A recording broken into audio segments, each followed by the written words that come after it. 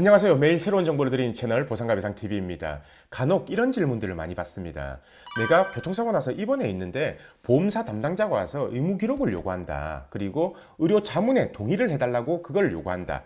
그럼 과연 그 요구에 대해서 어디까지 응해줘야 되냐? 그 질문을 많이 받는데요. 솔직히 교통사고가 처음 난 사람들 피해자 입장에서는요.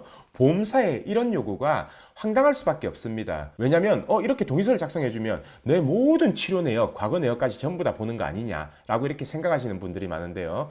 그거는 아닙니다. 보험사는 상해급수 결정하고 그리고 나중에 추후에 지급돼야 되는 합의금 산정을 위해서 그 간단한 자료를 요구를 하는 거고요. 그래서 어떤 경우에는 이런 자료들에 대해서 협조해줘도 되는지, 그리고 어떤 경우에는 협조하면 안 되는지, 그거에 대해서 오늘 제가 정리를 해드리려고 합니다. 그리고 우리가 이렇게 생각되죠.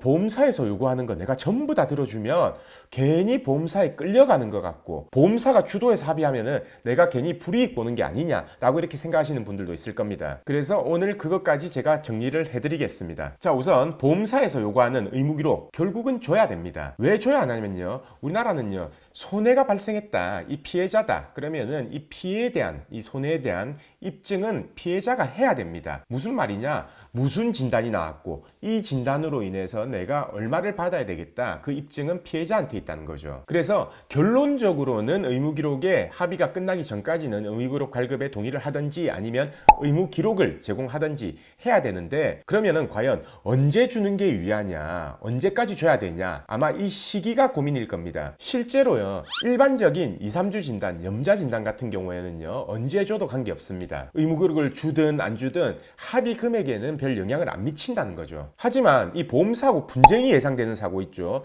사고 기여도가 엮여 있다든지 아니면 후유장애가 엮여 있다든지, 그 경우에는요, 내가 판단이 되기 전에, 내가 명확한 서류를 근거를 갖고 있기 전에는 보험사 협조 안 해주는 게 나아요. 아니, 그렇잖아요. 내 몸이 다친 건데 나도 모르는 걸 보험사가 먼저 알고 있다? 그건 아니거든요. 그래서 그런 분쟁이 발생할 수 있는 그런 문제에 대해서는요, 피해자가 먼저 입증을 하고 그 서류를 확보한 다음에 그 확보한 서류를 보험사에 제출하면서, 그리고 그 근거를 금액적으로 산출을 해서 보험사에 요구하시면 된다는 겁니다. 자, 그 서류가 뭐냐면요, 예를 들어서 추간판 탈출증이다. 그러면은 의사의 사고 기여도에 대한 소견, 그리고 예상 후유 장애에 대한 소견, 그 소견들이 있겠죠. 그리고 만약에 후유 장애가 발생한 사고다. 그러면은 후유 장애 진단서, 그리고 후유 장애 진단서까지는 아니더라도 의사의 후유 장애에 대한 소견, 가능성, 그 정도의 서류가 입증 서류가 되는 거고요. 그거를 먼저 서류를 본인이 확보하고 나서 금액을 계산한 후에 보험사하고 합의에 응하시면 됩니다. 그래서 요약해서 말씀드리면은 교통사고로 2, 3주 진단의 경우다. 그러면은 줘도 상관없습니다. 그리고